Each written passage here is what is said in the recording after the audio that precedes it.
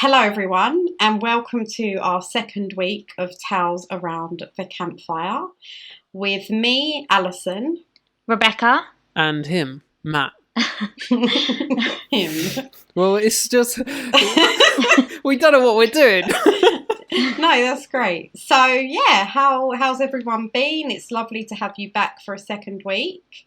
We hope you enjoyed our first week. Obviously, we're still getting used to the recording and the sound, and we hope it all sounds okay for you, and hopefully it will get better each week as we go along. Yeah. So how have you guys been? Yeah, really good, Matt. Oh, really good. Yeah. So, Matt, how did your COVID jab go? Oh, yeah. So I've got thousands of emails and messages from Really? people. No. Oh, no, but what happened with that? That was spam. It was not real. So after the podcast, I think I had another look at it and clicked it. And as soon as you click the link, you realise, oh, this is spam. Oh, So good. if you get an email similar to it, just make sure you know that is not real. Well done you for not actually going through and doing anything like and like turning up and getting a spam jab. Yeah, What would have been in spam that? jab. Yeah, I'm sure they've actually got a clinic set up. Try and Spam get your clinic, details. spam jab. Yeah. We did have quite a few people saying, "Oh, you do well." Saying to me, "You do know your brother that is spam. You did tell your brother that's spam." And also on the Nationwide app now, it actually comes up because it tells you what sort of frauds and spams are going around at the moment. Yeah. And it says beware of the fake COVID vaccine spam. So yeah, everyone knows Because that. it looks really real. Yeah, it's just so bad, isn't it? I mean, they'll just latch onto It's just anything. ridiculous. It's disgusting. It's So I had a bit of a nightmare today, as you guys know, because I went to update my laptop with Windows 10. Yeah, well, it was a very planned decision. She'd got everything in order. She It was decided a spur of the today's the moment day decision because I wanted to update it for a work thing. for a work thing. Can't we tell people exactly what the work thing was? And when it updated, it looked like every single file had disappeared. So I burst into tears. I was like, what have I done? I didn't back anything up. Called Matt and Beck straight away. And we hung up. Yeah, they didn't answer. Literally twice.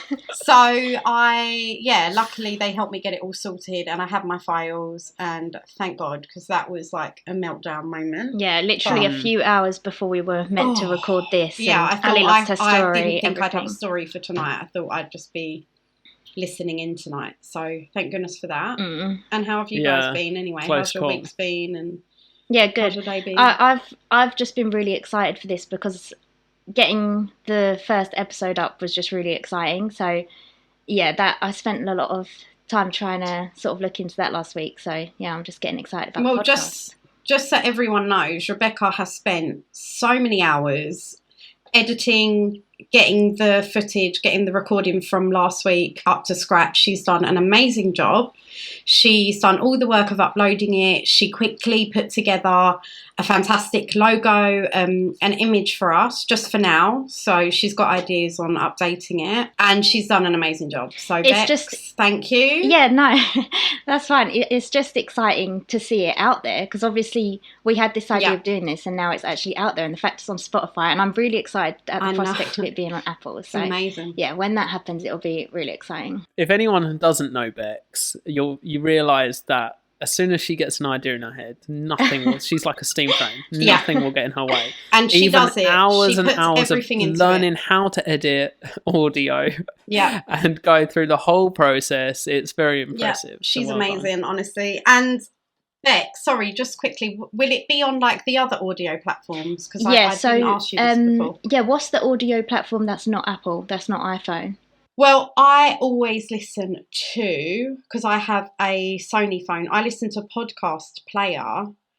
I'm not sure if it's got another name. Castbox. Okay. It's also known as. I think that's quite nice. Yeah. So I listen to that. So yeah, I'm just wondering because not everyone has an iPhone. Of course, yeah. So. Well, we are able to upload it to all of that stuff. So yeah, I think we just need to get reviewed and then it submits and then yes, it'll be available for everyone. Brilliant. Yeah, I mean, it's on Spotify and you can get Spotify on everything. Yeah. So that's our direct route at the moment. but hopefully. And I mean, we will. have been sharing it with our friends and family, and so far, everyone's been really nice. They've said, you know, they've enjoyed it. Obviously, the stories are sad and not very nice, but they think we've done well so far. So thanks for the good feedback. It makes us feel good, and it's great because, you know, we enjoy doing it. So it's always nice when other people can enjoy what we do and stuff. So thank you for the nice feedback, everybody. Yes, thank you so much. Well said. Yeah. Do you guys have... All right. Well... I was just going to say... Are we done? That's it. So do you guys want to get straight into the stories? I'm happy to. Should. Yeah. I'm happy to. So, Ali, you're going to go first this week, I think? No, Matt's Oh, first. sorry. Yeah, Matt's going first. I'm always very excited to hear what Matt's story is going to be because I just have absolutely no idea. When Matt was messaging us in the week, he said about his story, and I said, "Oh, is it going to be the princesses in the tower this week?" Yeah. But obviously, that was funny. Yeah. Will it be that? I mean, let's find out. I'm excited. The kings in the tower. Then next week, the queen. Next week, I'll get on to the queens. Yeah, let's hear it. And then I'm one day excited. they'll leave the tower. They'll go. Then it'll be the kings in the hood, kings down the lane. No, today's story is a lot more like yours, I think. Oh, okay. Where to begin? This story is called After Service Coffee. Oh, I like the name. No tower, no royalty. Just coffee After service and coffee. service. and it's true, Matt? Yeah, it's true. Well done. Sounds Well exciting. done. So to find my story, I just Googled, I think it was something like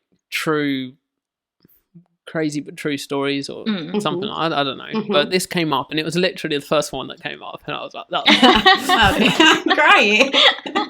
I did it 5 minutes before the show. So. No, you didn't. No, I didn't.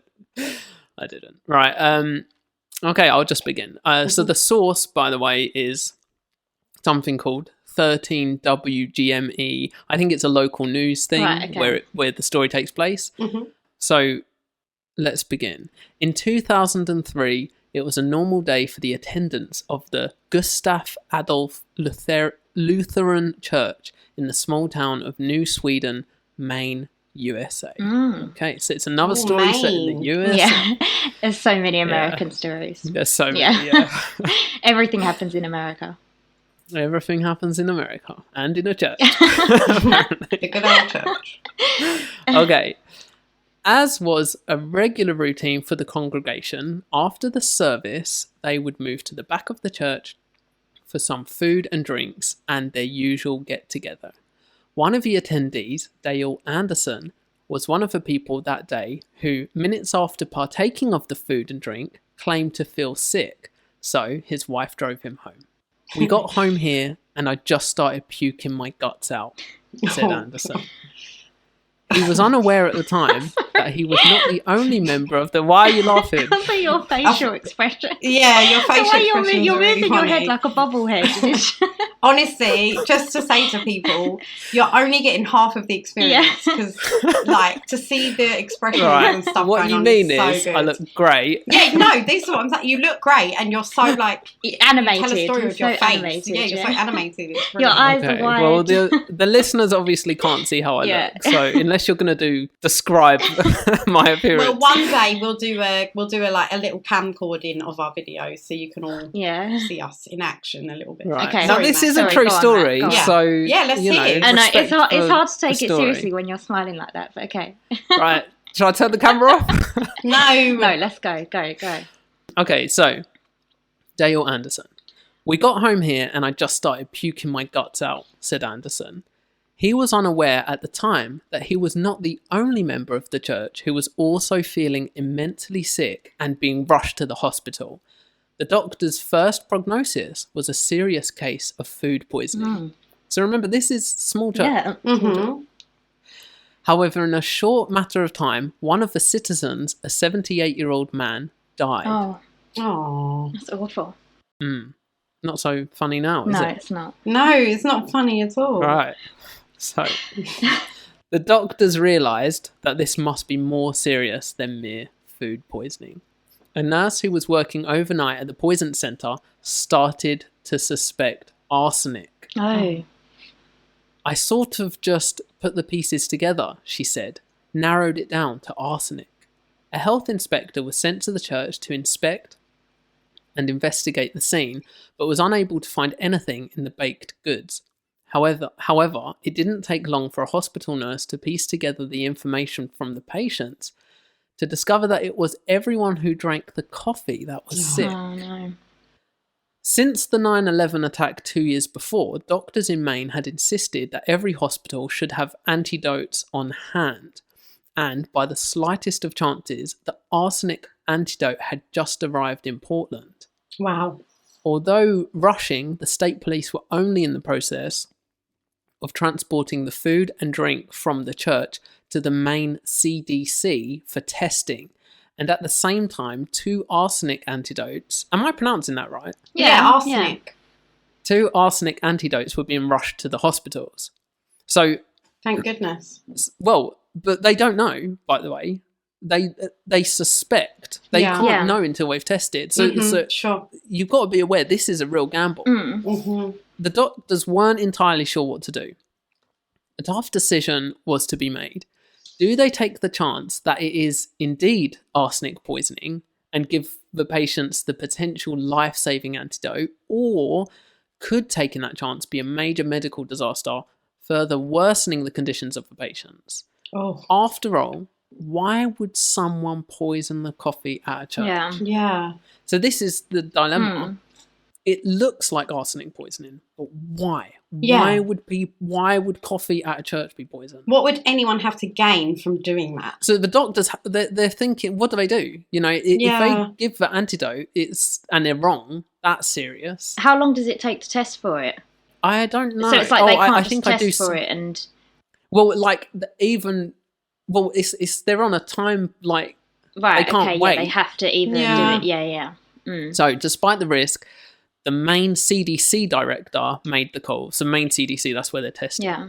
She believed this was a case of arsenic poisoning, and so they gave out the antidote. It turned out, despite the bizarre and unlikely reasoning, the director had made the right decision. Wow. It was arsenic poisoning. My God. She had this to say. Within just a matter of hours, everybody who had been exposed got the antidote. And I believe that saved a number of lives. Wow. There could have been 12 people dead by then if we hadn't had that antidote in the state. When the CDC tests were complete, it was confirmed that it had indeed been arsenic poisoning. When we got the test results back Monday night, there was no doubt that this was intentional, Mills said, because the amount of arsenic was astronomical. Wow. Despite the doctors being able to save the lives of the patients, it didn't make anyone the wiser as to how or why such a thing would have been done. Yeah. But only 5 days later, a church member, Danny Bonderson, committed suicide by shooting himself on his farm. Oh, gosh. An affidavit, is that Affidavit filed in Massachusetts revealed his suicide note, in which he wrote, "I acted alone, I acted alone." The son of one of Danny's friends had drunk the coffee, which was poisoned, and had himself nearly died. Oh my gosh. Wow. Yeah. So we can only assume through speculation that it was Danny's guilt for what he had done that had caused him. But why? But we don't know why. So, although the investigation concluded that Danny had acted alone, many of the church members still suspect more were involved.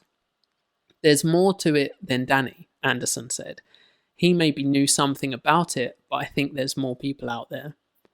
One of the members passed away due to health problems experienced after the poisoning, and other members of the church are still suffering from either related events or from the event itself. That's so bad. Someone from the New York Times who wrote about the story, she said this, because she was asked, like, what was the most bizarre case she reported on. She said, eventually it emerged that one of the ushers had done it, that would have been Danny, as revenge for losing a theological battle. What? As the population in that area drained away, 2 small Lutheran churches were consolidated into one And although they were identical to outsiders, the two churches had what was for them a deeply significant doctrinal difference. Wow. In one, the priest faced the congregation when blessing the host. In the other, the priest faced the altar. So the poisoner had lost that battle. Right. And they think he decided to poison the coffee. That is so extreme. He's poisoning coffee of people that were originally in his church as well. That doesn't make any Gosh, sense. I mean, what is... I mean, that is a real push for a motive. Yeah, how crazy is that? Yeah, and what was he hoping to gain? Like, people... Yeah, if he kills people, what, it's going to make him feel better? But... Yeah, very, very strange. Very interesting. Strange. Yeah, Matt, what year was this, sorry? 2003. Wow. So what did you guys think? Yeah, that was really interesting. I've never heard that before. I mean, to poison the coffee in a church is just crazy. You just don't expect that at all. Oh my gosh. That's the noise of Ali sitting down. It's my chair. It's really squeaky. Sorry. You should have seen her face. I know, because I knew it was so loud. She thinks if I get in this chair just smoothly enough, you won't hear it. I hope. It was so loud. She kept moving. It was just the loudest thing. This chair. Yeah, I mean, I thought that was... I mean, it's scary, isn't it? You're going into church for your normal Sunday. Yeah. Go and have a coffee. You never suspect these things. Anything can happen at the strangest and safest of places. It's just, I mean, the way people think. Matt was just finding another excuse to put the church down with that one.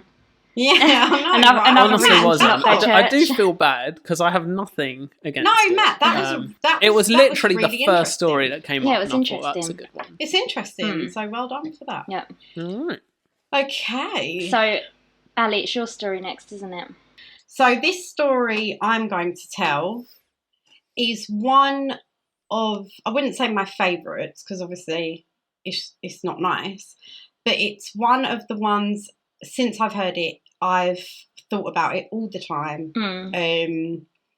It's just one that's close, like it just feels close to my heart, like it just really hit me and... Yeah. You'll understand why. But yeah, this story is really important. And yeah, it's called Down the Hill. You may know it, Bex. You've probably heard it. What? Yeah, go on. My main source is Crime Junkies and it's episode the 12th of the 2nd, 2018.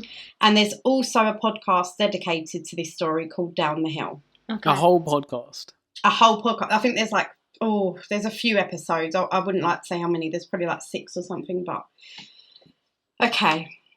It was February the 13th, 2017, and a snow day for Abby and Libby's school in Delphi in the US. Yeah, I know this. Their school... Yeah. Yeah, go on. I knew you would. Their school had snow days built in, so even though the weather was unusually warm and there was no snow, the school still had it as a no-school snow day. Abigail Williams, 13, and Libby German, 14, decided they would take the snow day and go for a nice walk. Libby asked her big sister Kelsey to drop them to the Monon High Bridge, an abandoned railway bridge over Deer Creek. It was a desolate place, but was a commonly used hiking trail. It is different to most normal hiking trails, as you can enter from different places. The girls were dropped off around 1 p.m. The plan was for Libby's dad to come and get them later that day. At 2:07 p.m, Libby posts a Snapchat photo of Abby walking across the bridge. It looks really quiet and no one else is around. At just after 3 p.m, Libby's dad calls Libby, but there's no answer. He tries again a few minutes later, but still no answer. He arrives at the trail and starts walking the path the girls would have walked. It's 4 p.m. now, and Libby's dad is getting really worried as there is no sign of the girls. He calls Libby's grandma, Becky. That's who Libby was actually living with at the time. He tells her he can't see the girls. He asks them to come and help him look. They call Abby's mother, Anna, and get her out to help them look as well. They start checking all the trails where they know the girls will usually be. By 5 p.m, they alert the police and alerts go out to the community. So they all start searching, helping to try and find the girls. At around the time they call the police, Libby's phone goes dead. They can no longer get in contact with either Libby or Abby's phones. By dark, there is no sign of the girls and they need to call off the search until morning. That evening, the family is discussing what could have happened. The worst they suspected was one of the girls was possibly hurt and they would never leave each other alone out there. On Tuesday, February 14th, the search resumes with canine units, diver teams, and even the FBI. Near around noon, Kelsey, Libby's sister, hears someone yell they found the girls and it wasn't good. Oh, no. They were on the edge of the water in Deer Creek, which runs parallel to the bridge Abby was photographed on. The girls were about half a mile from each other. The creek isn't directly beneath the bridge. You would need to get off the bridge and walk a little way to get to the creek. The girls were found near a 40-acre private lot belonging to a 77-year-old man called Ron Rogan. There was a lot of speculation about whether that area was searched the night before or not. Some of the searchers say they did, but didn't see anything, although it would have been dark if they had searched that area the night before, so maybe they just didn't see the girls there. Yeah, you hear that does happen quite a few times. Yeah. An autopsy was carried out on the girls the next day. They were confirmed to be the bodies of Abigail and Libby. No information was released as to how the girls died or whether they had been sexually assaulted.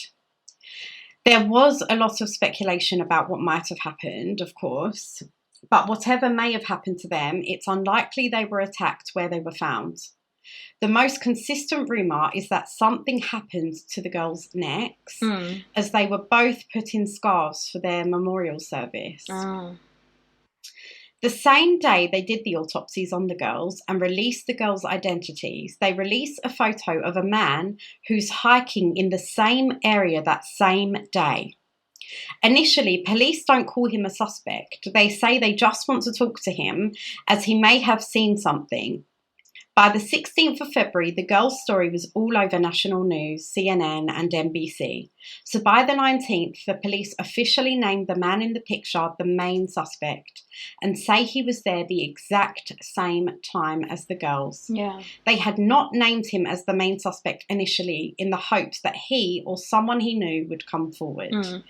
So guys, I just want to send you a picture of him on your WhatsApp, on the group chat. I think I've seen this.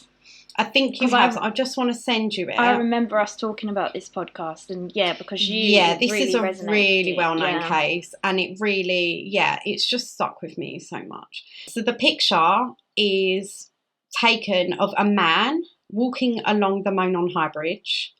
Obviously, as you can see, it's quite blurry. It's quite a blurry picture. Well, they can't see.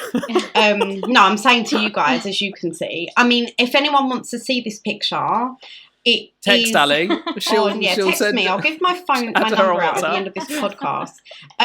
If you just type in the Delphi murders, it will come up. Down the hill, anything like that. All the pictures will come up that we're talking about, and it just gives you a really good idea, and it paints the scene, So.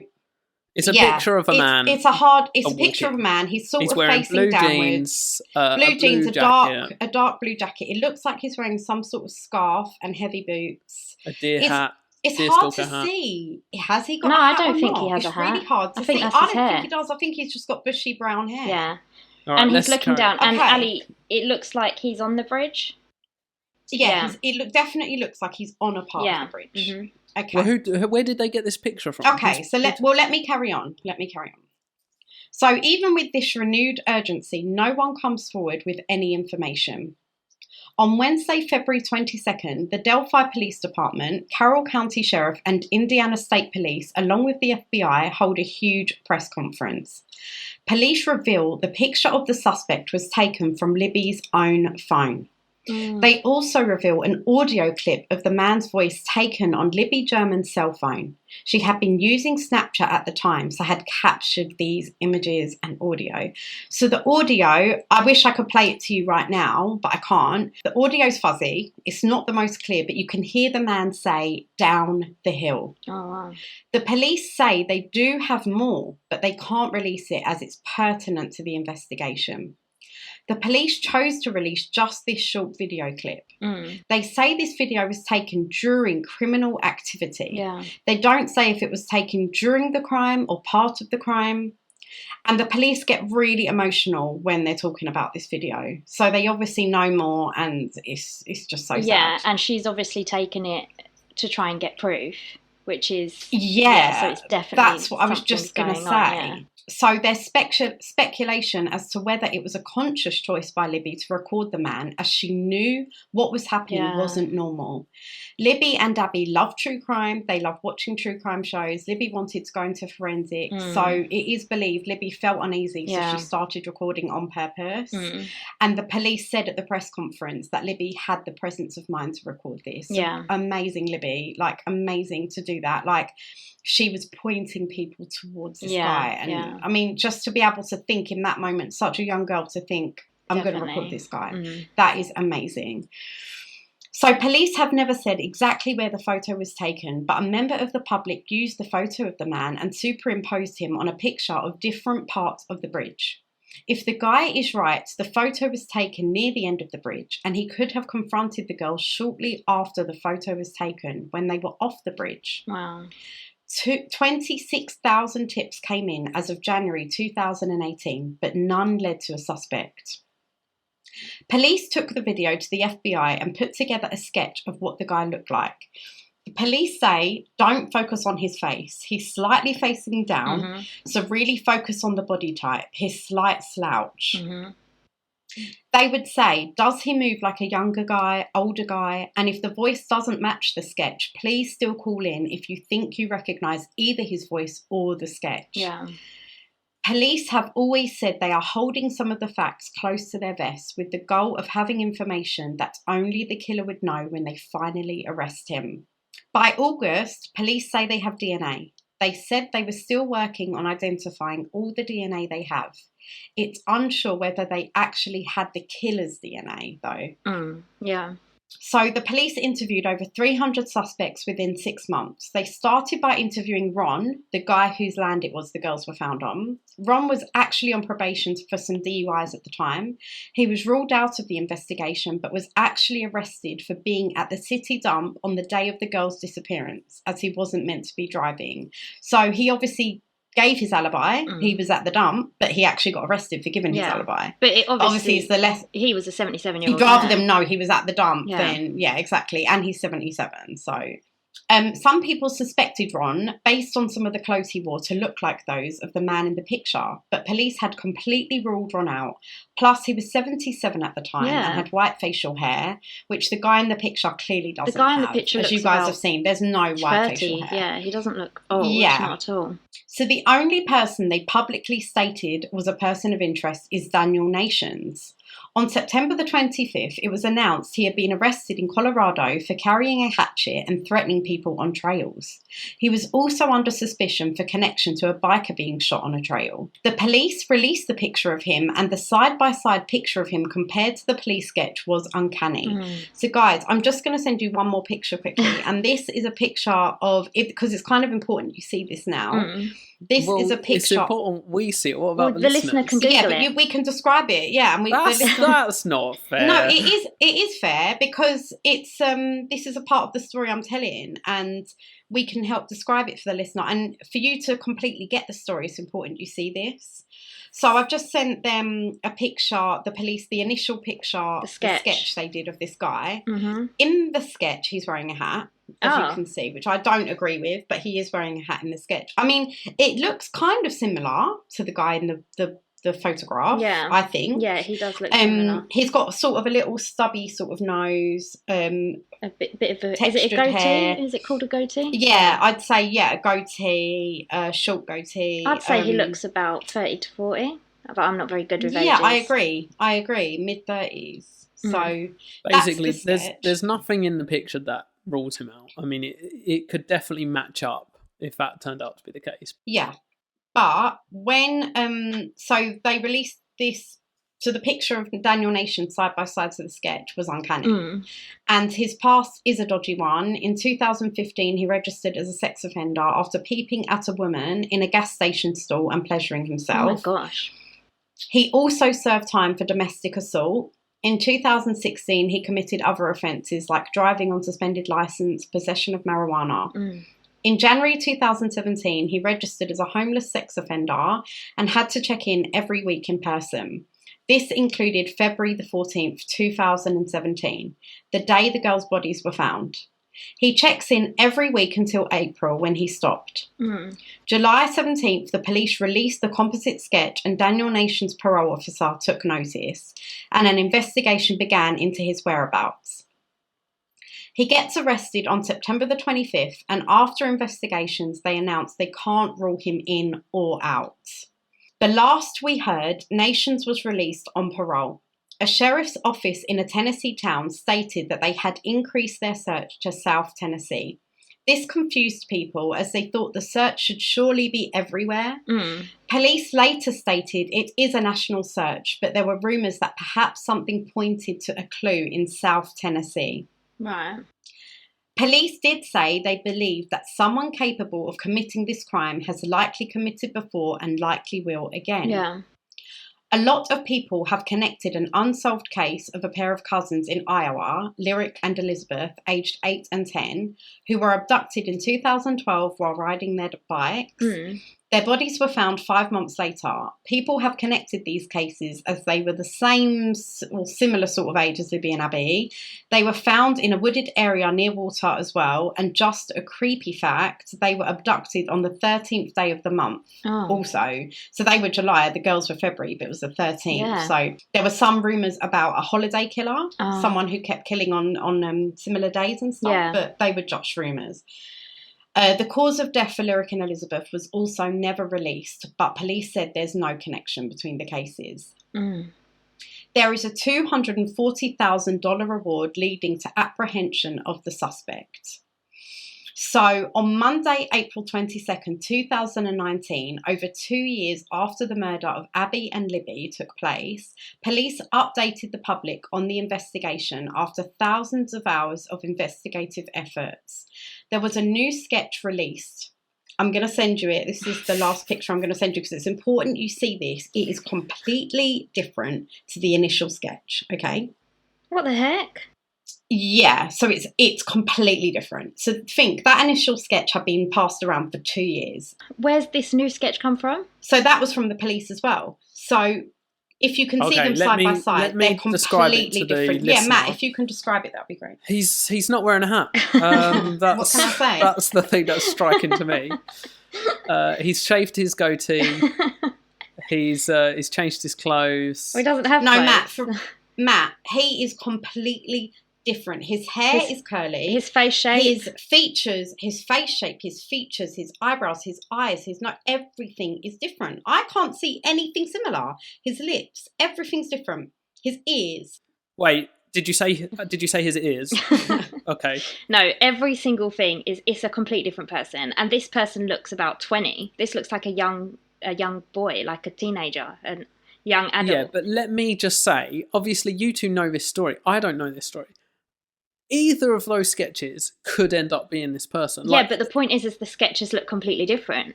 Yeah, but let me explain to any listeners who haven't seen.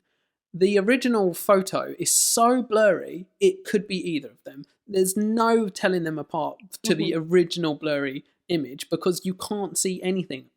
They both could be that man. Yeah. I just want the listener to know you can't look at those pictures and go one way or the other. You can't. It's just I wonder what led them to go in a completely different direction with how the guy looked. Yeah. Do you know, it makes you wonder, do they know something? Obviously they know something we don't, but it's a completely different direction. I mean, my personal opinion, I think the first one, a mixture of the two even would be more accurate, but the first one, to me, the first sketch looks more similar to him, but obviously where have they got this new information from to do this new sketch? Exactly. Where's this sketch come from? They know more than us. But in that picture, I swear he doesn't look like he's wearing a hat, but that's just my opinion. But, no, he doesn't to me either. So let me just finish this. So It looks like a completely different person to the initial sketch. Different features and hair completely. Police believe the killer is local, possibly from Delphi, or even currently still lives in Delphi and is possibly working there or visits there often. They believe there was a car parked nearby to where the girls were found between noon and 5 p.m. on February the 14th, 2017. Police put out that they wanted to speak with the person who owned this car or possibly knew who the car belonged to, not necessarily saying they're a suspect. The police also released more of a sound clip, one more word. It sounds like the man is saying, "Guys, down the hill." They also shared footage from the phone of the man walking. It is a slightly unnatural walk in that he is walking carefully across the bridge. So it's not how he would probably normally walk, because obviously he's got to be a little bit careful. I do have pictures of the bridge, but I can send you those after, because you can see there are gaps in the bridge. Like, you couldn't naturally walk like you're walking on cement. There are gaps, and some of them are quite big. So you would have to be walking carefully at certain points. Ali, so the recording of him saying "down the hill," does it sound like he's not shouting at them, but he's like really telling them what to do? Yeah, to be honest, the way he says it, and anyone can listen to it if they type it in, like I said, Delphi Murders Down the Hill. But I would recommend the podcast Down the Hill, the Delphi Murders, because it goes into detail. They talk to the family members. It's so well made. And we get to know more about Abby and Libby, you know, and what special girls they were. Yeah. So the man sounds almost like he's being jovial. You know, he's just like, "Guys, down the hill." Oh, really? You know, it doesn't sound. Well, no, it's hard to say. He's not shouting. Yeah. He's not shouting. He's giving them a command. But the use of the word "guys" is unusual, in that if you're trying to command something, like, it's just an unusual phrase to use when you're telling two people, you know, you're basically telling them. But the police did say that they think he must have had some sort of, obviously, a gun or something he was threatening them with when he was saying this, you know. Yeah. Do the police think they knew each other? No, they never said that. They never said that. You know, I haven't got into it in this at all, but there's so much speculation about what could or couldn't be. I don't even want to say, because it's all just rumours. You know, anyone can look it up for themselves. So let me just finish. That is the end. No, let me just finish. So I've got one more little paragraph. So the police sent out a message to the killer saying, "We know you are hiding in plain sight, and we likely have interviewed you or someone close to you. We know that it is about power to you, and you want to know what we know, and one day you will." Wow. So, you know, and when you listen to that, that clip was actually from Crime Junkies, the update. Yeah. They call it Killer on the Hill. So this is the second part, the update. You can hear the emotion in the officer's voice. He's emotional, you know, and he's angry and upset, and they still haven't caught the guy. Yeah. They still haven't caught the guy. And how old did you say the girls were?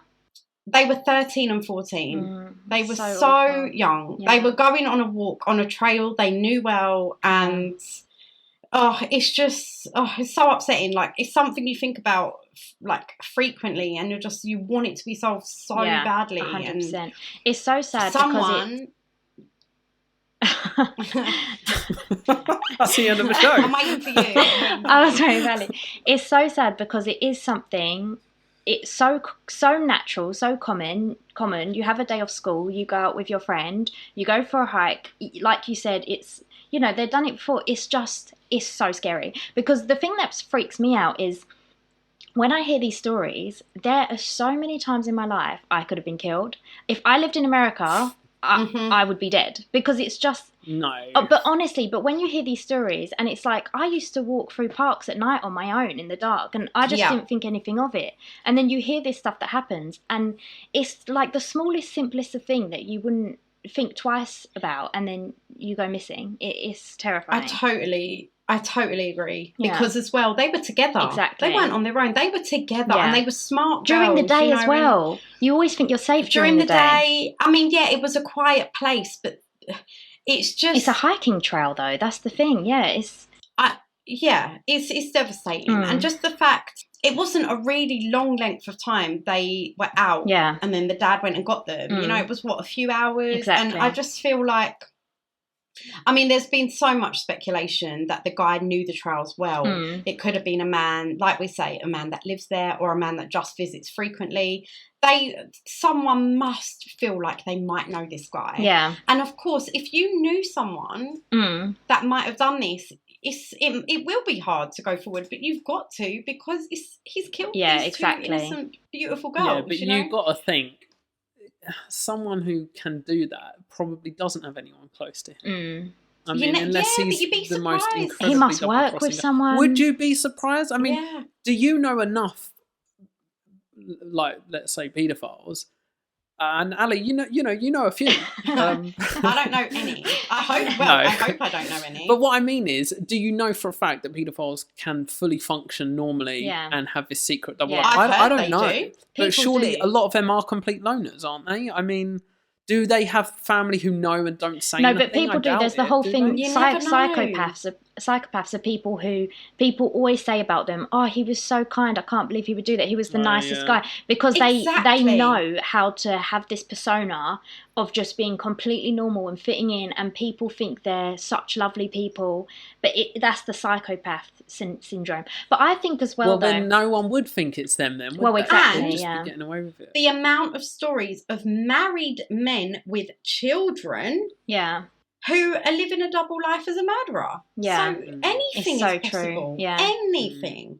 And the main thing is that we all are vigilant. And if any of us suspect anything, I mean, obviously we're not in America. We're not going to directly know who this guy is. But if anything happened to us or anyone, we all have to be vigilant. And if we feel like something's not right, or we feel like, do you know what, I actually think that person, or that, just say it. Just go forward and say it. The worst that can happen is you're wrong. Yeah. But imagine you're right, and imagine you stop something from happening, or you catch that person. I think a lot of people, though, if they knew someone and they thought, oh, maybe they look a tiny bit like them, or they just thought there was a little similarity, they wouldn't come forward, because they don't want to mess up this person's life and have the police on them. Yeah. But you would just think, oh no, I'm just being silly, and you would just brush it off, because going to the police is such a big deal. So you just wouldn't. I think a lot of people would think like that, where they just wouldn't think to do it. It's a tough one, isn't it? It's you love your cold cases, Al. I know, I've done 2 cold cases. It's not deliberate, it's just they're 2 that have really stuck with me. But next week I've got something a bit different. So I was going to say, a cold case means they don't know who did it. They don't. Yeah. But let's I mean, my hope is that one day we can revisit this and say this man has been caught and put behind bars where he belongs. That's what I'm hoping. But I don't understand. Why cold cases, they're hard to take, because it's like, oh, there's no closure, there's no... Yeah. They haven't caught that bad guy. But one day they might. For goodness sake. I know, Ali cannot stop. This is what I don't understand. I'm so passionate about this. Okay. You will listen to 6 hours of this, and it's called cold case. See, you know there's not going to be an ending. You don't know. You will listen to this whole thing and invest so much in it, and it's a really hard subject. Yeah. And then it ends. Exactly. I'm so confused. I'm with you, Matt. You don't know it's going to be a cold case when you start listening. But I'm with you. Ali really does love cold cases. Like she feels she loves them. I'm the same as you, Matt, where I want an answer. I want an ending, you know. I want that satisfaction. But in my mind, it's like... Yeah, Beck's going on about satisfaction over there. Goodness me. No. Change the subject. No, but in my mind, it's like one day we hopefully will have that closure, and we will get that justice for the girls. Yeah. Of course I want a case to be solved, and I want this to be solved so badly. But the thing with cold cases as well is you almost feel like, oh, you know, can we figure this out? Like, I'm looking at the picture. Has he got a hat? Hasn't he got a hat? You know, what haven't they seen? So... Ali on the case. Ali, I'm actually going over to America next week. No, Ali, we should talk about your PI course that you did. Oh no, let's not talk about that. Let's not talk about that. I think we should. I'm still investigating those people. Let's say that was the ultimate cold case. That was the ultimate plot. Let's tell the listener what happened. Okay, so very briefly, when I was working in marketing, I really wanted to be a private investigator, and I found a website that said I could do a course. I really researched it. I felt like I really researched it anyway. And like the Windows 10 upgrade. Yeah, that worked out okay then. So I felt like I'd really researched it and done my research. Research. But and the research bit. I spoke to lots of people about it. I contacted a few people from there, and they said, they told me everything I wanted to hear, legit, basically. yeah. I then went on like a 6-month course online with these people. I completed every task they set me. One of the tasks was to sit outside a man's house until he left, follow him as much as I could and take pictures. I don't remember that. Yeah. So what man? Ali, what man? A random man. Ali, you had to go back a second day, didn't you? Because you. Yeah, I was living in Chelmsford at the time. I sat outside this man's house for an hour and I did not see him. And this was like 8 in the morning because I wanted to catch him on his way to work. They gave me this address. They gave me the address, and and they wanted me to trail him. So he didn't come out, and I was like, I'm not waiting all morning. So I went back another morning, and I literally sat out for it was only half an hour, and he came outside his house and got in his car. So I followed him in my car. Oh my goodness. We literally drove 10 minutes up the road. Then he went through a light, and I had to stop because it was a red light, and I lost him. But I did manage to get a couple pictures of him getting in his car. Oh. Do you want to send them to the WhatsApp group now? Or no, I don't have them anymore. I wrote up. Did you get a sketch? No, I wrote up a report. I did everything I needed to do, and the guy at the investigations place was so impressed. He was like, "Wow, you actually managed to get photos." Da, da, da, da. So I did this course over about 6 months. I completed everything. I revised. I felt like I'd learned a lot. And I was like, okay, I've done that. I'll get my certificate soon, but I can't obviously start working there because I still had a full-time job and stuff. So I left it. About a year later, I messaged them and said, I'd really like to get into it soon. They said, yeah, of course. Da, da, da. Anyway, about 2 years ago, I followed up on it, and this was only over the space of about 3 years. But I followed up on it, and I got no answer. Emailed someone else, got no answer. Looked the company up online, and it turns out I had been scammed along with so many other people. By the way, this course had cost me £700. I had the money at the time, so I wasn't crying about it, but I was pretty annoyed. Yeah. So I was like, I invested a lot of time, and I actually thought this might be something legit, a really good job for me.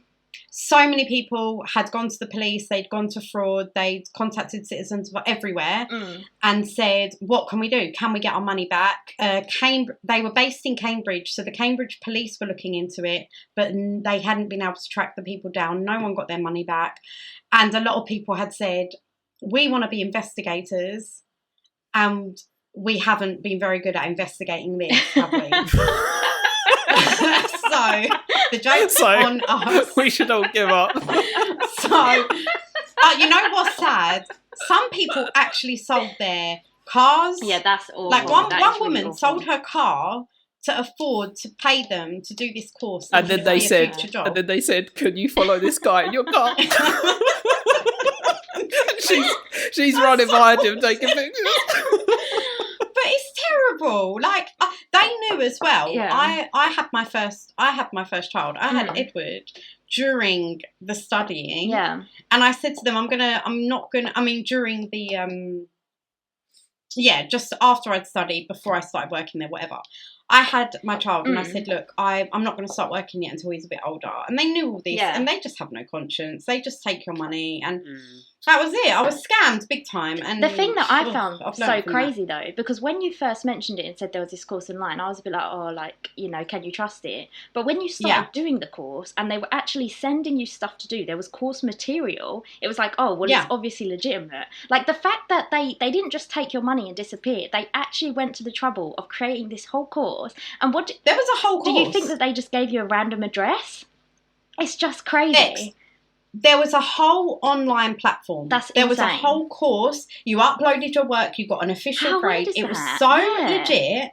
And the reason they didn't do anything, they kept it going for a good couple of years before they disappeared, was so they could get as much money as possible. People all thinking it's legit, then they vanished. Well, of course, because I suppose 2016, then people would have put reviews saying, "Oh, yeah, this is legit," rather than because if there was no course, then they would have only been able to do it to a certain amount of people. But yeah, they went to effort for that, man. That was deep. So just so people know, be careful. I mean, I thought I was careful and I wasn't. Luckily, I only lost some money. It wasn't a lot of money. And to be honest, it was still fun for me studying it, and I still feel like I learned some stuff. I still have all the course material. But yeah, just all right. Let's move on with Bex's story, because this is going to be a really long episode.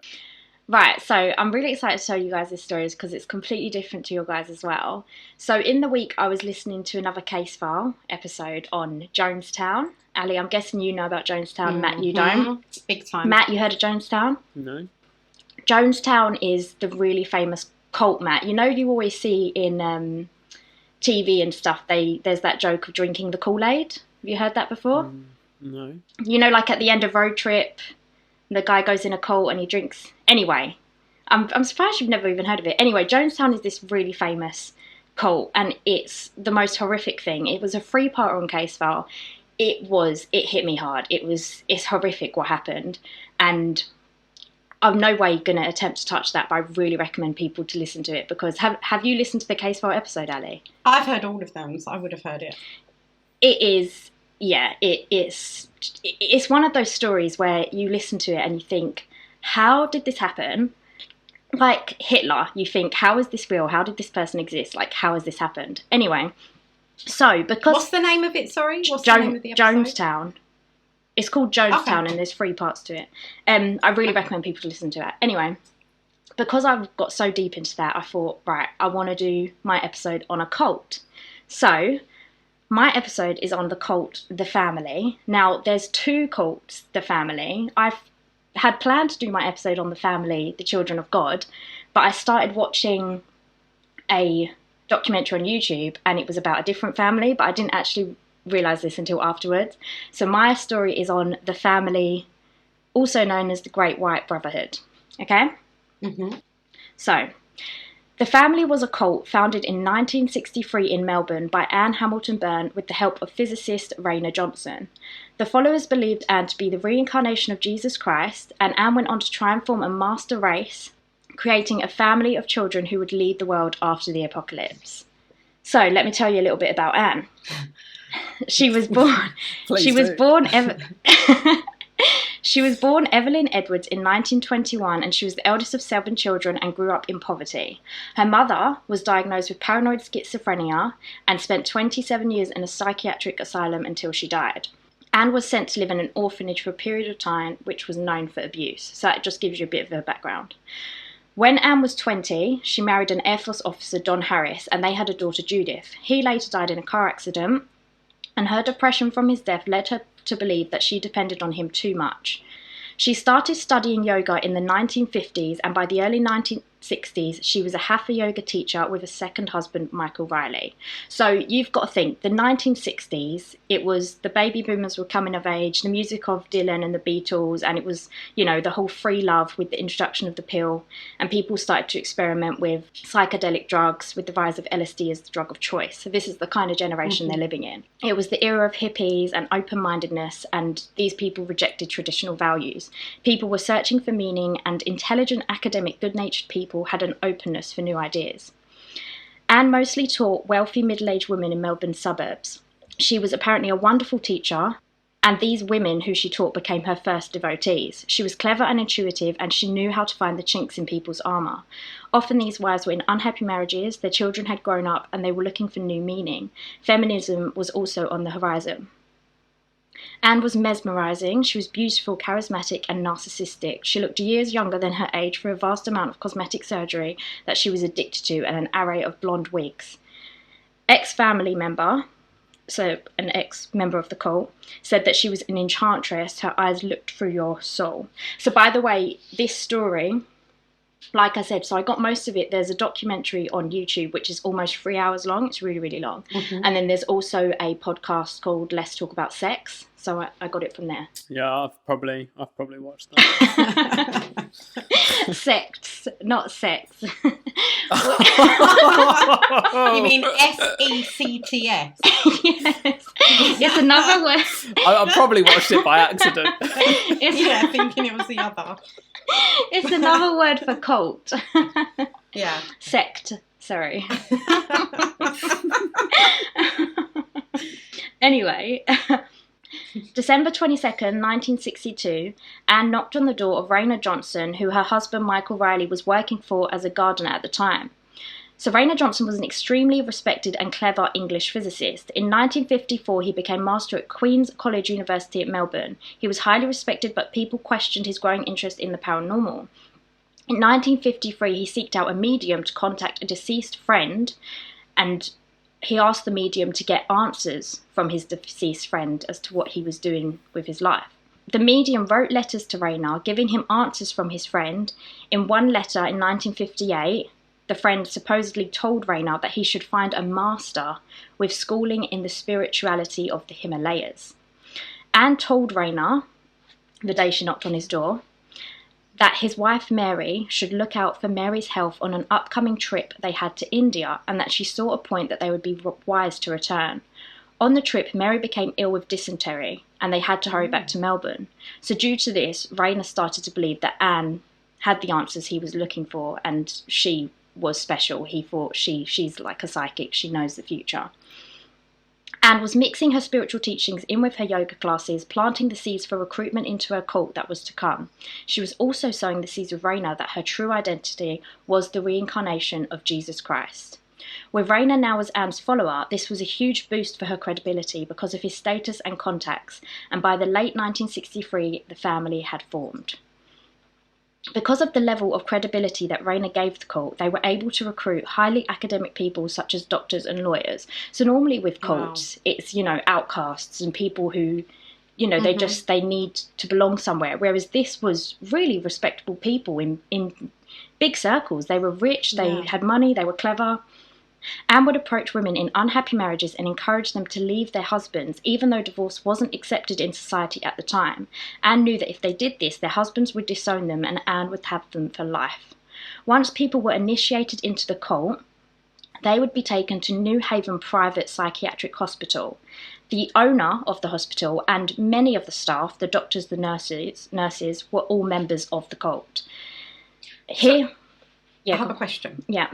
Was it more women? Was it a lot? It sounds like there was a lot more women than men. Women and men. Okay. So Anne got a lot of the women from her yoga class, but with Raina being a member of the family as well, he got a lot of men, like lawyers and doctors. Like there were so many doctors and nurses who were in this cult. Wow. When they were in the hospital, they were subjected to a process Anne called going through or clearing, where they would be administered large amounts of LSD and hallucinogenic drugs that would supposedly take them to a higher plane of understanding. But actually, it left them emotionally vulnerable and susceptible to Anne's various suggestions. When they were under the influence of LSD, Anne would appear at the door in a white gown with a bucket of dry ice behind her, giving the illusion that she was Jesus Christ. So these people would come out of the LSD experience and they would have seen her and that they would be, completely following her because they would think, oh my gosh, this woman, she is Jesus, she is special. Anne would also get information. Ali, you are making so many noises. Sorry, should I not? It's just like, I'm like, wow. No, it's good. She's invested. It's nice to... Don't get jealous, Matt. To get a bit of support. Anne would also get information off them under the influence and would use it against them to further her control. Anne gave love to those who were desperately seeking it, but what ex-members said was that Anne was offering love at first, but then she would take it back and break people's spirit. Followers had to hand over money and property to the sect, the cult, change their names, end happy marriages. Anne would tell everyone what to do. Patients from the psychiatric hospital of New Haven were also recruited as members through Anne's close connections. The medical staff would keep an eye out for needful patients who Anne would be able to obtain. So these people who have gone into the psychiatric hospital for help, they would just recruit them and be like, oh, they're going to be vulnerable.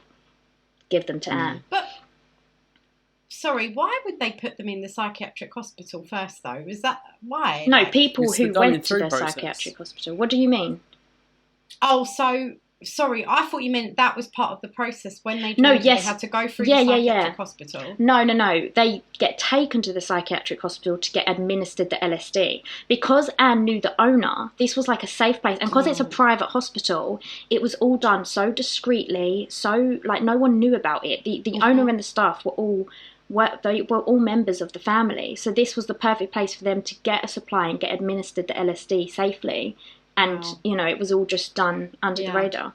With the large sums of money her followers were giving her, she was able to buy a lodge with her own purple throne with 8 hectares of land at Ferny Creek, which is 2 hours north of Melbourne, I think. And told her followers that she had the knowledge that the world was going to end in the upcoming years. Well, yeah, it will at some point. No, it might not. After which... Cut that out. That's a little bombshell for your listeners. Yeah. Since when is the world do you know what I was thinking? Like, she said they're going to die at some point, and I was like, well, yeah, we all die at some point. Right, okay, yeah. Anne told her followers that she had knowledge that the world was going to end in the upcoming years, after which point she would move on to do her work on other planets.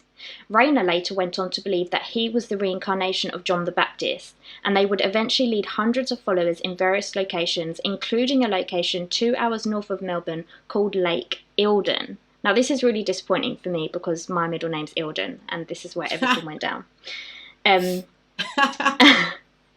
Well, Eildon in Scotland is nice. That's what I'm named after. It's the Three Hills, the Three Sisters. But yeah, this is another Eildon.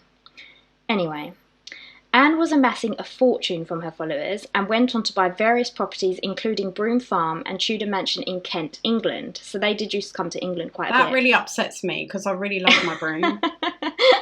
Your broom. Yeah, Ali cares a lot about that broom. So. And they also had a property with 3 houses in the Catskill Mountains in the state of New York. So they've got properties all over the place. Wow. In the late 1960s, Anne started a relationship with William Byrne, a former government councillor who was married with 4 children. His wife, May Byrne, fought for him, and it wasn't long before she ended up in New Haven Psychiatric Hospital heavily dosed with drugs. So May didn't want Anne taking her husband and her kids, which is what she was doing. And as soon as May starts fighting against Anne, she's put in the hospital. Like, Anne had so much power. Anne visited her in the hospital and said, "May, you might as well face it, he is mine now, not yours." Like, this woman was, vicious. Horrible. Under the influence of LSD, Anne had this vision that she had to collect children from birth, and her and Bill were to raise a perfect line as their own who would take the human race forward after the apocalypse. Members of the family were made to procreate and hand over their babies to her. Anne would also adopt children from single mothers who were made to give their babies up for adoption. If a single mother came into a hospital, they would be led to the social worker, who was a member of the cult, and told that their child would be put up for adoption. If they tried to question it, they were shut down and told that there was no way they could keep that child. So these women's babies were just taken. Anne had such a network around her that the process was easy. The women would have their babies, and within 20 minutes, that baby would be Anne's. They were given tranquilizers and wouldn't be allowed to even have one look at the child. Apparently, like, a pillow was put on their heads. They couldn't even see their baby. Oh. The mums later said that they would hear a baby cry and then a door slam. That's literally what would happen. Wow. The doctors and nurses were family members as well as social service workers, so documents would be falsified and the baby would be handed over to Anne. In the mid-70s, she had 14 adoptees, and alongside the biological children of the members, altogether they had 28 children in the family. She pretended to people that she was often pregnant and wore flowy tops to give the illusion of a bump. Anne would dress the children identically, dye many of their hairs a matching pale blonde, and 7 girls were given names derived from the name Anne and all the surname Hamilton Byrne, and told that Anne and Bill were their parents, while the other women who looked after them were known as their aunties. Now you can go, if you went on Google and typed in the family, you'll see pictures of these kids, and yeah, they all look exactly the same. They have identical bobs, wow. They're all bleach blonde, like she just made them all look the same. And an interviewer said to her, "Oh, you're trying to make them, they look all a bit Aryan, like a sort of like a Nazi reference." So yeah, it's all just a bit creepy. She dyed their hair. She dyed their hair. Many of them, there were some redheads, because Anne was a natural redhead, but she would dye a lot of their hairs bleach blonde. Lake Eildon is where all of these children lived, and even though it's known as a beautiful holiday location with many people visiting the area, the children were kept completely isolated and weren't allowed to interact with anyone outside the family. They had no knowledge of where they were situated, no idea what a city was, and no concept that other people lived differently to them. If police or unexpected visitors knocked on the door, the children would have to hide in a pump room attached to the boys' room. The property had a sign warning trespassers would be prosecuted, and barbed wire sat around the fence. Pine and eucalyptus trees were planted all over the property to stop people looking in. The children were subjected to harsh punishments under the guidance of Anne, who detailed physical punishments for specific rule infractions in a book she called Mummy's Rulebook. The aunties were all members who had agreed to dedicate half of their time to serve their master, Anne. As Anne was obsessed with weight, the children were often kept hungry, and punishments can involve them missing meals for up to 3 days at a time. Oh, man. Yeah, it's so horrible. Some children recall being so hungry they would rummage through rubbish bins and eat leaves, grass and seeds left out for birds. They were brutally disciplined if they were caught. And this was their daily routine. 6 a.m, wake up. 6:30, hatha yoga. 7:30, listen to Anne's doctrines on tape. 7:45, chanting mantras. 8 a.m, meditation. 8:15, running or exercise. 8:30, breakfast, which was literally just fruit. 9 a.m, schoolwork. 10:45, break. 11 a.m, schoolwork. 12:30, lunch, steamed veg and 1 or 2 pieces of fruit. 1:30 schoolwork, 2:45 break, 3 p.m. schoolwork, 4 p.m. showers, cleaning rooms, 5 p.m. meditation, 5:20 bland veggie meal, 6 p.m. spiritual reading, 6:30 homework, 9 p.m. bedtime. Can you imagine that being your routine? Wait, horrible. I just want to write down that routine. Can you imagine, like how, no. And surviving on just fruit and veg? No, that's too much, man. That's for like as a child. Come on. Oh my gosh, you'd go crazy. That is just the most terrible thing. David Whittaker, a child survivor, says, "There was only one rule: do absolutely everything she says. That included what to think, what to wear, what to eat, who to marry, who not to marry, total obedience." Children would rock themselves to sleep at night, and if they were caught, they were either punished with a belting, put outside on the concrete for the night, or get cold water tipped over them. For rocking themselves to sleep? So they would rock themselves to sleep and sometimes bang their heads, because it was just like it was something that sort of soothed them, but if they were caught doing that, they would get punished for it. The youngest child, Cassandra, just started speaking at 2, but she was so badly belted by Anne that she didn't speak again for 3 years. Oh. One child had a brain injury after treatment from one of the men in the cult. Children who wet the bed were beaten. One boy was nicknamed Zebra Stripes by the other children because he wet the bed every night and the bruises were practically permanent. I'm just going to pause my story and tell you, the listener, that Ali's computer just completely crashed in the middle of my story. We had a little bit of a panic. Ali was freaking out. Her computer shut down and she thought she'd lost everything and lost the recording. Luckily, we got it back, but it did take us quite a while to sort out, so we are actually recording this the next day. Yeah, and I'm going to continue my story. So if you guys want to really share the experience with us, then stop listening now, freak out, and then carry on the next day. Yeah. And that is exactly our experience. Yeah, it was a scary situation. Okay. The children were given drugs such as Valium to keep them docile and food being withheld for the simplest of actions such as forgetting to close a door. One child remembers having his fingers being held over a flame by Anne and an auntie who was actually his biological mother, but he didn't know this at the time. And the other children were made to watch. Children recall punishments also being nearly drowned and, of course, emotional abuse. Once a week they were weighed, and if it wasn't satisfactory, they would be put on a diet from their already meagre food rations. They were made to have 3-minute showers. Their eyes had to be shut, and they weren't allowed to wash down there. One child, Sarah, says she had never seen a naked male body, even in pictures, until her high school certificate biology course, where she also learnt about periods and finally found out what had been causing her bleeding for years. Wait, bombshell, what the hell are you talking about? What's the period? When the children reached the age of 14, they were deprived of sleep and injected with copious amounts of LSD over a period of days and weeks. At 14... Is this the same period? Can you imagine at 14 being given that? It's insane. Yeah, it's awful. And this was because Anne had decided they were ready for their going through process. In 1984, Wait, at the 14 years old? I mean, are these kids who were born? Like, she had them from birth till 14?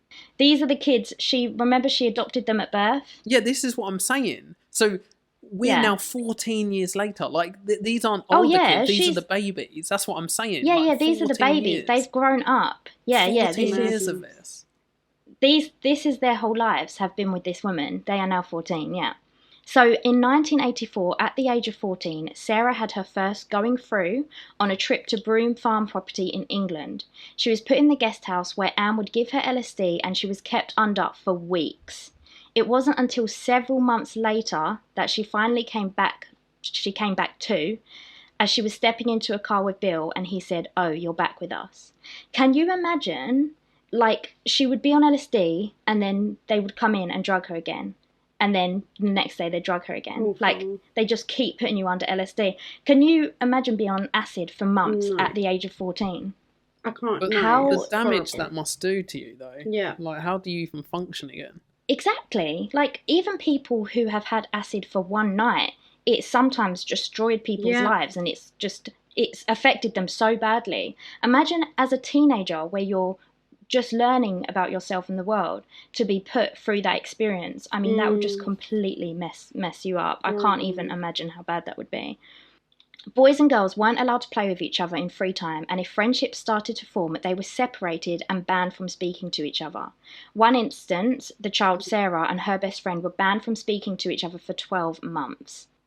Why are you laughing? Because Ali's showing the pineapple pen. She knew what she was doing as well. I'm sorry. Ali's got this pineapple pen that she was really excited to show us yesterday. And she knew I could see. So she held it out, just waiting for my reaction. I held the pineapple pen at such an angle, he couldn't avoid it. Sorry, I actually didn't mean to interrupt it. I didn't think Matt would laugh that much. So. Sorry, but it is a cool pineapple pen, just for all the listeners out there. All right. Where did you get it from? Next. Plug? Next. Okay. They weren't allowed to form friendships because Anne didn't want them rebelling against her. She didn't want them, she just wanted everyone to be under her control. The children had various passports with differing names and birth dates for overseas travels. In 1984, Uptop, which is what their sort of location was with all the kids, registered as a school to prevent investigations into the children. By 1987, 2 children, Sarah and Leanne, ran away. So Sarah apparently got kicked out of the family because she was asking too many questions and arguing with Anne. And I don't know if Leanne just ran away. How old were they? 1987, so she was now 17. Wow. 17. Yeah, well, good for her for running away, seriously. Yeah, in the documentary on YouTube, Sarah says, or Leanne says they ran away and got the police straight away, but this other thing I was listening to said that Sarah found a PI that and found out that Anne wasn't her mother and was a fraud. So that's when she decided to speak to the police. And the police had been hearing rumours about the group for 15 years, but at the time, police saw cases involving kids as domestic matters and not real police work. It wasn't until Sarah's revelation of the children being drugged that the police got involved, and Detective Lex Mann made the case his personal mission. On August the 14th, 1987, 6:30 a.m, 3 busloads of police raided up top, and they found 6 to 8 children there, accompanied by Sarah and maybe Leanne. I was a bit confused by that who went, but they went to reassure the children that this was safe, we can go with the police, because obviously they had always been taught that the police were evil. Cassandra, who's the girl who hadn't spoken for 3 years after being beaten at the age of 2, she suffered from psychosocial dwarfism because of living in such a harsh, uncaring environment. Her growth hormones were never released. In the first year out of the family, she grew 11 centimetres. She went from looking like a 7-year-old to looking her true age of 11. Isn't that crazy that that can happen? Yeah, that is that your body just turns off. Yeah. All of the children required psychological assistance, and Anne was overseas when the raid happened. So apparently, as soon as the family were in the newspaper or anything, Anne and Bill would just leave the country. They would just fly to another property and kind of hide it out. Investigations went in to find out who the children were and who their families were using DNA evidence. The police would have to knock on people's doors and say to a woman, "Do you remember giving birth in this year?" And they would have to track down the fathers and tell them that they had kids. And these people just had no idea, you know, it was crazy. Some children were reunited with their families. However, some of those whose parents were aunties, the aunties now disowned them and didn't want anything to do with them because they were now out of the family and against Anne. It was just so terrible. In 1989, Operation Forest was set up to investigate the family under Detective Lex Mann's recommendations. They were told they had 3 months, but it went on for 2 years until they found a charge that would stick to get Anne and Bill extradited back to Australia. This came after former family member Peter Kibbe, who had been the solicitor for the family, decided to cooperate with the police as he had been found out for falsifying documents. He was really angry with what his life had become, so he worked alongside the police. It was then another 2 years on top of this for them to find the couple, and along with the FBI, they located them in America, and on June 4th, 1993, they were arrested and brought back to Australia to face their charges. Good. Anne and Bill were only ever convicted for falsifying documents in 1994 and received a fine of $5,000 each. That's it. What? At the time, the children were thought to be too traumatised to go through the courts and give evidence against them, and there were statutory limitations in place for many of the alleged crimes. The court members all came in support of Anne and looked down on the children. Oh, wow. It's so, so bad. Several aunties were given light jail time for $200,000 worth of social security fraud, and later cases brought against Anne have been settled out of court for estimated sums of around $250,000. Anne was never held to account for the appalling child abuse or long list of other crimes of which she was accused. Members would never give evidence or go against her. Detective Lex Mann was devastated by the outcome of the trial, and if you watch the video, the documentary on YouTube, he gets really emotional and he has to sort of stop. It's really sad because they obviously put their heart into it and then nothing happened, you know. Many of the children have ongoing psychological trauma and some have died by suicide. Bill died in 2001, and Anne spent her last years dressing and talking to a plastic baby doll in a retirement home in Melbourne. Who did? Even though she had... Anne. Oh my goodness. Yeah, and people... And some of the... This is what's crazy though. Some of the children, they did go and visit her. And even this girl, Leanne, who ran away from the home, she actually had Bill walk her down the aisle at her wedding. And she said, I know it's a really strange thing. And she said how... To her, like, she loved Bill and she had a really good relationship and she felt Bill was as much a victim of Anne as anyone else. Yeah. And she said, people find it really weird that I have him there, but he is my father. And Anne was at her wedding as well. It's such a really strange thing. I know it's such a psychological thing, isn't it? Well, you know, when people are kidnapped, and I cannot think of the name of it, you know, Stockholm Syndrome, but obviously this is a bit different, but it's you know, it's that kind of mental, okay, they may not have your best, well, they don't have your best interests, they're kind of keeping you hostage in a way and stuff, but you form an attachment to them because they're that only person in your life in that way. It's really weird. Well, they did grow up with them as their mum and dad, believing they're their mum and dad. So I suppose they're always going to have, because a lot of them said, oh, you know, they don't want to see anything bad happen to Anne, but they did want justice for what she did. Yeah. So it's very interesting. Yeah. So even though she had dementia, she still had a few avid believers visiting her and believing her to be the reincarnation of Jesus Christ. So people still visited her in the retirement home when she was dressing this baby doll and still worshipped her, kind of thing. Mm. Wow. Her estate is supposedly worth $10 to $20 million still, but it might be $5 million. There's a bit of confusion. Yeah, she's so much money. But at 98 years old, Anne died with dementia in a Melbourne retirement home on June 13th, 2019. So she literally just died 2 years ago at 98. Wow. Can you believe she lived that long? That young? Crazy. There was no public funeral and no headstone. And that is the story of the cult. Wow. How crazy is that? Or of really the second crazy. Jesus, you know? There were no deaths and the kids got rescued. So in that sense, I kind of liked it because when I listened to Jonestown, it's just so horrific. So when I listened to this one, it was quite nice because at least the kids got out. But well, there were some casualties, some suicides. I mean, it was sad, but I know what you mean. There was some sense of justice, but that's really there was sad. There was a wedding. Everyone likes a wedding. There was some sort of celebration. Can you believe that though?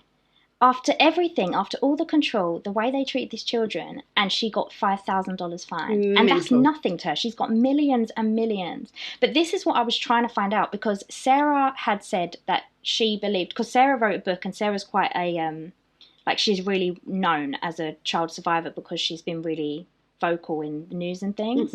But she said she believed she was trying to fight for, when Anne died, her estate to be split between, to be given sort of to the kids and, you know, to the victims. But for the life of me, I was trying to find out what happened to her estate and all her money when she died, and I just couldn't find it. So I have no idea. Because she didn't, she did have the one biological daughter actually, but I'm not sure what happened to her. But yeah, just no idea. Wow. No idea. I mean, it makes you wonder, would things like that ever happen now? You know, I mean, they always say, well, there are still cults. Yeah. I mean, a lot of people like to have someone sort of tell them how to live their lives and stuff, you know. It's just a lot of cults though seem to have started in the 60s and 70s. It was a pretty crazy time. But it is, cults are just a proper mind-boggling thing. Yeah, they are really interesting, but a lot of them do sound really scary. I just can't understand how one person gains so much power over so many people. It's just crazy. Yeah. Yeah, I mean, that was a really interesting story, Bex. I had no idea. Bex. It was really interesting, really well told. I thought I would chuck in a cult. I mean, even though we've only done one episode. Yeah, no, it was really interesting. I'm going to try and do as many different things as possible. Definitely. Yeah. Yeah, seeing as this has been over 2 days now, I guess we can say our goodbyes. Yeah, we've been having a lot of learning stuff and sound difficulties, so hopefully this will start finding its feet a little bit more as we carry on. We're at the beginning stages. So thank you guys so much for listening. We hope you enjoyed it and liked all our stories. Matt? I hope you liked our stories too. But what about you, Ali? Do you hope they liked our stories? I hope they've enjoyed our second week. Actually, to the few friends and family we have listening to this so far, let us know what you like. You know, if there's something you're interested in, let us know, because we want to hear about it. Yeah, do you want to know some ghost stories, some alien encounters? Or some more people dying? You know, we want to know that stuff. Do you want to be depressed? I'm definitely looking to do some ghost stories. But, you know, I don't want to freak anyone out too much. But Yeah, they are. That is alarm bells for me and Bex right there. Mm-hmm. But can I just say something? I actually have a ghost story that I want to do. Okay. I know, which is crazy shocking. Yeah. But when I do it, you guys will know why I want to do it. Okay. And maybe I'll do it next week. Yeah, that sounds because that'll be good. completely different. Well, if you're doing a we'll ghost see, story we'll next see. week, We will won't. try and warn you guys as well. We'll try and warn you guys if it might be something you don't want to hear beforehand. Yeah. Yeah, we'll say at the beginning what kind of story it is, but we'll also, if you guys check the description of the episode, I'll always put in there what type of stories we tell, just to pre-warn you. Yeah, and actually, if you guys send us loads of money, we'll call you and tell you what's going to be in it. Yeah, so that's fine. Every individual one. Yeah, if it's a lot of money, I'll come to your house and tell you. I don't mind. We will come to your house and tell you the stories. All right. Yeah, so thank you. I'll sit down and tell you the story. Face to face. All right. So we're going to say goodbye now because we've been talking for ages. Yeah. This podcast is probably going to be really long. Yeah. But thank you guys again so much. We hope you continue to listen, and we will hopefully have you listening again next week. Yes. Okay. Have a good week, everybody. Bye. Bye. Have a good week. Bye. Bye. Bye.